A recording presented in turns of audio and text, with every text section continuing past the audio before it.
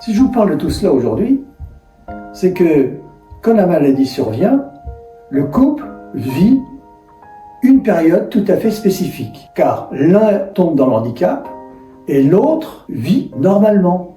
Mais pourtant, le conjoint est affecté par la maladie, tout autant que le malade.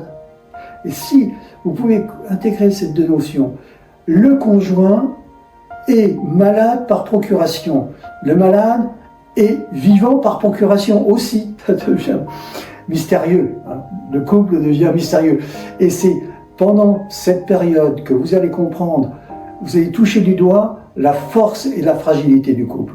Et cette force et fragilité est alimentée par la volonté de l'un et de l'autre, et quelquefois de l'un ou de l'autre. Et quand la maladie s'installe, il n'y a pas... Tout remonte. Les liens sont obligés d'être renégociés, mais vous ne pouvez rien renégocier parce que le malade est en position d'handicap, de défaillance. Donc on ne peut pas lui demander quelque chose.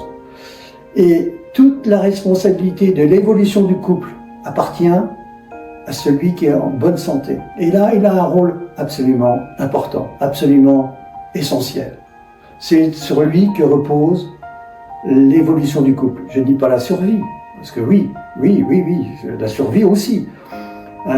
J'ai vu souvent que lorsque la femme est malade, l'homme en profite, s'il n'y a pas des liens du mariage juridiquement verrouillés, l'homme peut être tenté de quitter. C'est pas difficile de quitter un foyer, hein. On ouvre une porte, on la ferme et on part. C'est pas difficile, hein.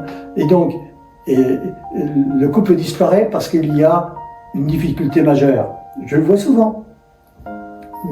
Mais vous avez aussi l'opportunité de dire « Ah, j'aime, et si j'aime, je peux renforcer le couple, le transformer. »